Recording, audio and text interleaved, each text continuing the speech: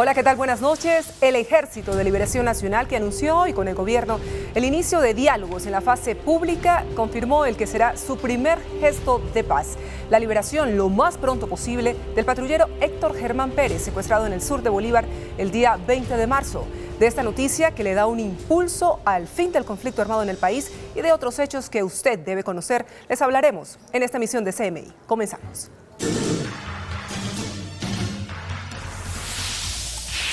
ELN anuncia liberación de policía secuestrado en Bolívar. Así gobierno y ELN oficializaron inicio de diálogos de paz. Presidente de Venezuela ofrece todo su apoyo a proceso de paz con el ELN. Presidente Santos exige al ELN liberación de todos los secuestrados. Más de 15.000 procesos contra el ELN tramita la justicia colombiana. Persecución al ELN continuará si siguen delinquiendo. Procurador asegura que se está legitimando el secuestro con los diálogos con ELN. Detectan 182.000 estudiantes y más de 5.000 docentes fantasma. Empresa de teléfono de Bogotá anuncia plan de austeridad.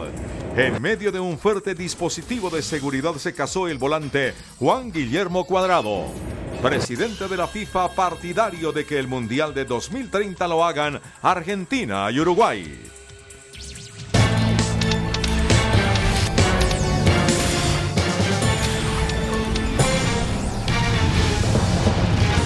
Hace pocos minutos terminó en Caracas, Venezuela, una rueda de prensa ofrecida por los voceros del ELN, alias Antonio García y Pablo Beltrán, en la que anunciaron que a más tardar en 2 meses se llevaría a cabo la primera reunión con el gobierno nacional en Ecuador, los diálogos de paz. También confirmaron, como un gesto de reconciliación, la liberación del patrullero Héctor Germán Pérez, plagiado hace 10 días en el sur de Bolívar. Es un caso de un patrullero detenido en el sur de Bolívar el 20 de marzo. La orden que hemos dado es que sea liberado y muy pronto. La política que en esto tiene el Ejército de Liberación Nacional es que cuando hace detenidos de las Fuerzas Armadas, los trata bien y los libera rápido. Entonces, esa es la política y eso es lo que se va a hacer en este caso. Antes, en su primer acto público de las delegaciones de gobierno y del ELN que van a participar en los diálogos de paz, se encontraron en el Palacio de Miraflores. Fueron recibidos allí por el presidente de Venezuela, por Nicolás Maduro, quien se refirió al inicio de estas conversaciones de paz. Maduro ratificó el apoyo del gobierno bolivariano y del pueblo de Venezuela en el inicio de los diálogos. Les he ratificado todo el apoyo del gobierno bolivariano de Venezuela, del pueblo de Venezuela, todo el apoyo moral, político, diplomático, ético, humano, a estos procesos de búsqueda de acercamiento, de entendimiento y de construcción del camino de la paz de Colombia. Todo el apoyo. El mandatario venezolano felicitó a Colombia sobre los procesos sostenidos de paz que lleva a cabo desde hace 4 años con las FARC y que inicia ahora públicamente con el ELN. Maduro aseguró que el presidente Juan Manuel Santos ha sido un perseverante buscador de la paz. El presidente Santos ha sido un perseverante buscador de la paz. Ha buscado la paz de manera permanente. Yo lo felicito públicamente. Finalmente, el mandatario venezolano envió un mensaje de reconciliación a Colombia. Pues después de 2 años de diálogos exploratorios, el gobierno y la guerrilla del ELN iniciaron ya y dieron inicio a la fase pública de unos diálogos que buscan el fin de la confrontación armada en nuestro país. Ecuador, Venezuela, Chile, Brasil, Cuba y Noruega serán los países garantes de este proceso. Finalmente, representantes del gobierno de Colombia y de la guerrilla del ELN lograron sentarse para iniciar las negociaciones de paz. El anuncio se realizó desde la Cancillería venezolana en Caracas.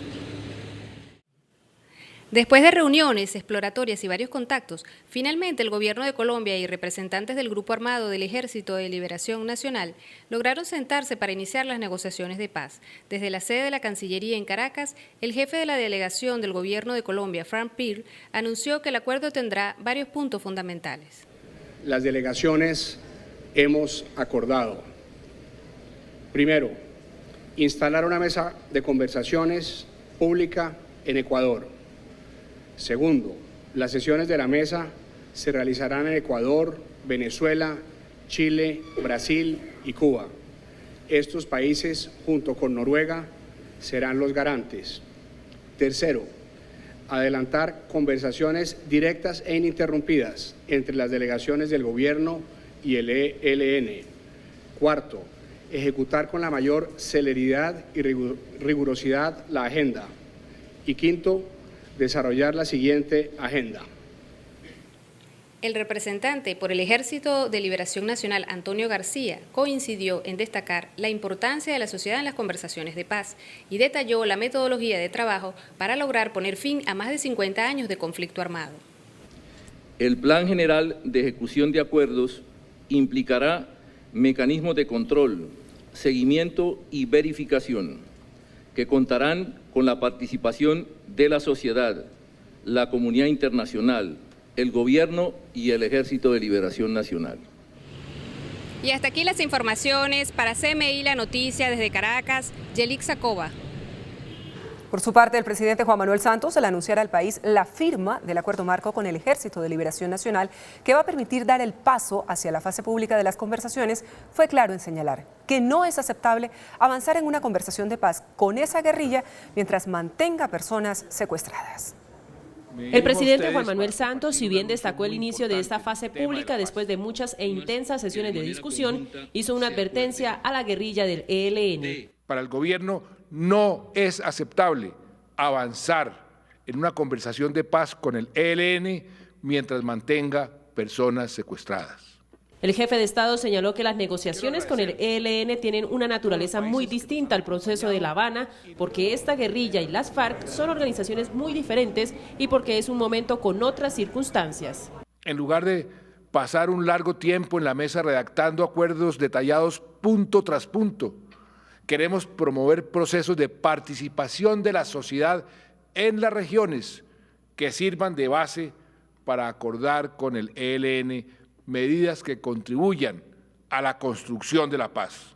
El presidente resaltó que los procesos con las FARC y el ELN son distintos, pero el fin del conflicto es solo uno. La guerrilla del ELN está inspirada en la teología de la liberación y la revolución cubana. Fue fundada el 4 de julio de 1964 en Simacota, en el departamento de Norte de Santander. Es responsable de múltiples hechos violentos como la muerte de 84 personas que murieron incineradas después de la voladura de un oleoducto en el departamento de Antioquia. También ha participado en 7 procesos de paz y en la actualidad mantiene su mayor influencia en los departamentos de Arauca, en el sur de Bolívar y en el sur, en Nariño. El 4 de julio de 1964, con la toma de Simacota, Santander, quedó en evidencia la llegada a Colombia de la semilla revolucionaria de Cuba. Colombianos que se habían ido a Cuba, que entrenaron allá, se vinieron en el año 63, se metieron allá en esas veredas y empezaron a forjar una guerrilla del ELN. Estudiantes universitarios y sacerdotes que predicaban la teoría de la liberación empezaron a expandir el recién nacido movimiento guerrillero. Es una guerrilla con influencia religiosa, esas ideas de teología de la liberación, y luego vino una mezcla de marxismo que llevaron los jóvenes en los años 70 y 80. Desde la década del 70, el ELN ha iniciado sin éxito alguno procesos de paz con varios gobiernos. Al ELN siempre se le evaluó como una amenaza menor, como la organización que podría esperar, como la organización con la cual no se podía ni se debía iniciar un proceso. En la actualidad, la ofensiva armada de esta guerrilla se concentra contra la policía y la infraestructura petrolera. La Fiscalía actualmente tiene alrededor de 15.740 procesos contra la guerrilla del ELN por delitos cometidos en los últimos 28 años. Según el ente investigador, entre esos procesos hay 5.300 por homicidios, 4.894 secuestros, 2.989 desplazamientos forzados, 1.450 infracciones al derecho internacional humanitario y 87 casos de violencia de género. El informe de la Fiscalía también revela que el ELN cometió 1.317 atentados contra el oleoducto Caño Limón Coveñas y como consecuencia de estos ataques se han derramado cerca de 151 millones de galones de petróleo, equivalentes a la carga de 16.000 camiones cisterna sobre 42 ecosistemas del país. Contra sus máximos cabecillas se han proferido algunas condenas, principalmente por la masacre de Machuca en Antioquia y el secuestro del avión de Avianca, que suman 40 años de prisión. Y por su parte, el ministro de Defensa, Luis Carlos Villegas, aseguró que la fuerza pública seguirá persiguiendo a la guerrilla del ELN mientras esa guerrilla continúe delinquiendo.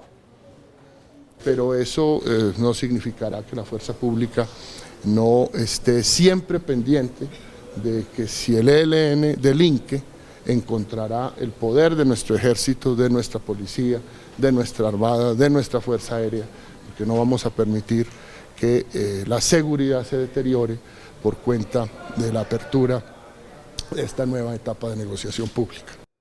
Entre tanto, el procurador Alejandro Ordóñez cuestionó en el inicio de la fase pública de los diálogos con el ELN que solo se puede avanzar en un proceso con la entrega de todos los secuestrados y dijo además que con esta acción el gobierno está legitimando el secuestro en Colombia. Causa mucha extrañeza que hace 48 horas se hiciera con bombos y platillos el anuncio de las imputaciones al Ejército de Liberación Nacional. No me extraña que las hubiesen hecho para acto seguido suspender las imputaciones al Ejército de Liberación Nacional, porque esto lo consideran un gesto de paz. El haber liberado al doctor Cabrales mediando el pago correspondiente, eso no es ni más ni menos, como les decía inicialmente, que la legitimación del secuestro en Colombia. Mientras países como Cuba, Ecuador, Venezuela o Noruega expresaron su satisfacción por el inicio de esta etapa pública de los diálogos con el ELN. La Unión de Naciones Suramericanas, UNASUR, también acogió este anuncio y afirmó que era la pieza que hacía falta. La Cancillería de Ecuador, país que acogerá la primera mesa de diálogo entre el gobierno y el ELN, expresó a través de un comunicado su esperanza en la consecución de una paz justa y definitiva para Colombia. El Ministerio de Relaciones Exteriores de Cuba, país garante de estos nuevos diálogos y de los que actualmente se realizan con las FARC, agradece la confianza que las partes han depositado en la isla para solicitarle que actúe. Por su parte, Venezuela, que también participa de estos nuevos diálogos, aplaudió el anuncio. Aquí estamos, labrando la paz de nuestro hermano país, Colombia, con un origen común de nuestro padre libertador, un tronco común. La Unión de Naciones Suramericanas, UNASUR, también acogió estas conversaciones, al igual que el canciller noruego Borgen Brende. Por su parte, Iván Márquez, jefe de la Delegación de Paz de las FARC, saludó este anuncio. Estamos seguros que la agenda pactada entre el gobierno y el ELN contribuirá a avanzar en la materialización de las aspiraciones del pueblo colombiano. A través de Twitter, Márquez también publicó una foto en donde aparece Manuel Pérez Martínez del ELN y Manuel Marulanda Vélez de las FARC.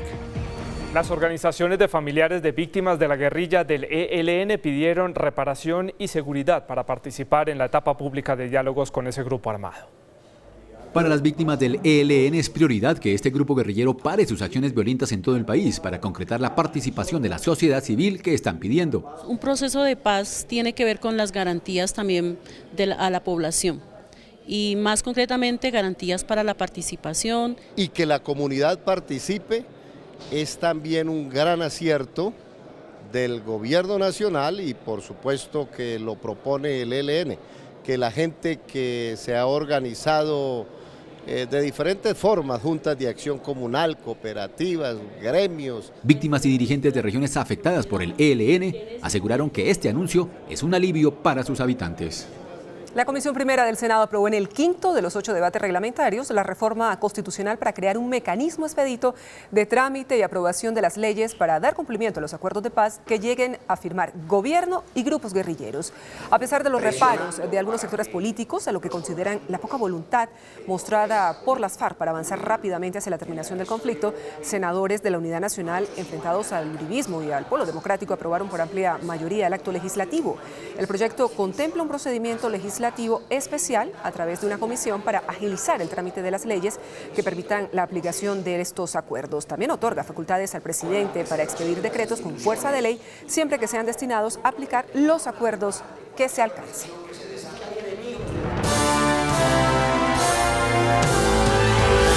En otras noticias, la ministra de Educación, Gina Parodi, denunció irregularidades en las matrículas y en las plantas de personal del magisterio que han reportado algunos municipios y departamentos del país. En una auditoría a la matrícula de 4.712 colegios y más de 17.000 sedes educativas, encontraron 182.600 estudiantes fantasmas que aparecían matriculados en grados que iban de preescolar a 11, por los que se han pagado 160.000 millones de pesos. Además, encontraron 5.900 contratos docentes inexistentes en las nóminas de las Secretarías de Educación regionales. La ministra indicó que por esos maestros la Nación ha pagado cerca de 150.000 millones de pesos. La Fiscalía General ocupó bienes con fines de extinción de dominio en contra de 2 organizaciones criminales dedicadas al narcotráfico. Se trata de 97 bienes evaluados en más de 15 millones de dólares que fueron ocupados por la Fiscalía General con apoyo de la Policía Antinarcóticos. Uno de los operativos se realizó en los departamentos de Antioquia, Santander y Córdoba. Allí se ocuparon 10 bienes evaluados en 5 millones de dólares pertenecientes a Reinaldo Mesa Ochoa, conocido con el alias de Natilla. En otro operativo se ocuparon 87 bienes por unos 10 millones de dólares en 7 ciudades del país y que pertenecían al Cartel del Caribe. A esa organización ya se le han capturado más de 18 de sus principales integrantes en los últimos 3 años. En un gigantesco operativo, la DIAN y la Policía Fiscal Aduanera allanaron 28 bodegas y 8 locales comerciales en el sector de San Andresito de San José, en Bogotá. En la operación, las autoridades incautaron 12.000 pares de zapatos y 600 prendas de vestir que ingresaron de manera ilegal a nuestro país. La mercancía está avaluada en más de 500 millones de pesos.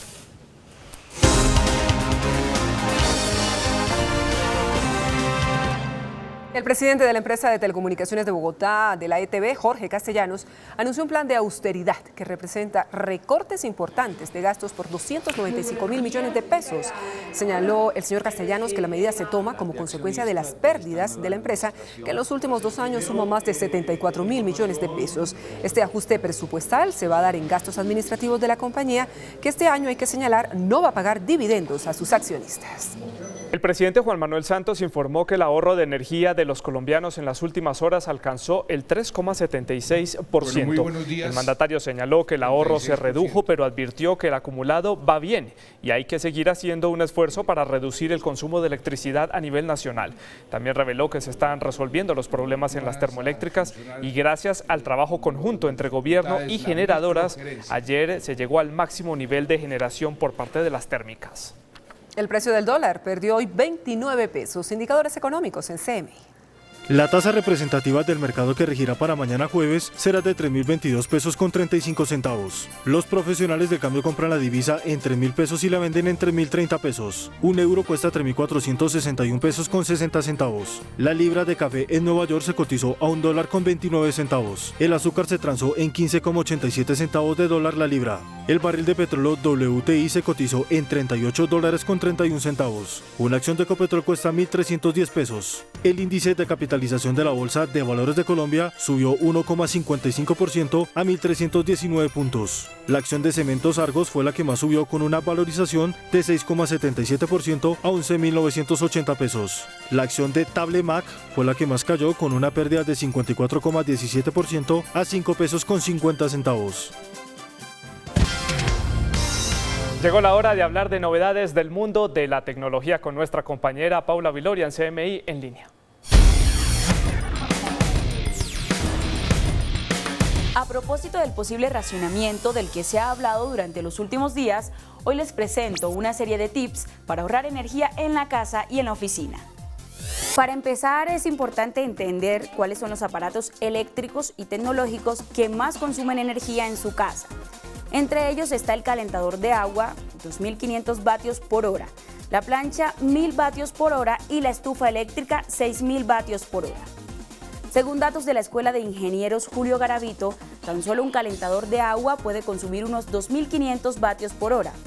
De modo que si una persona se baña durante 5 minutos diarios, estaríamos hablando al mes de un consumo de 62 bombillos prendidos, equivalente a 11.248 pesos en una familia de 4 miembros, sin contar el consumo eléctrico de la licuadora, la plancha o la nevera.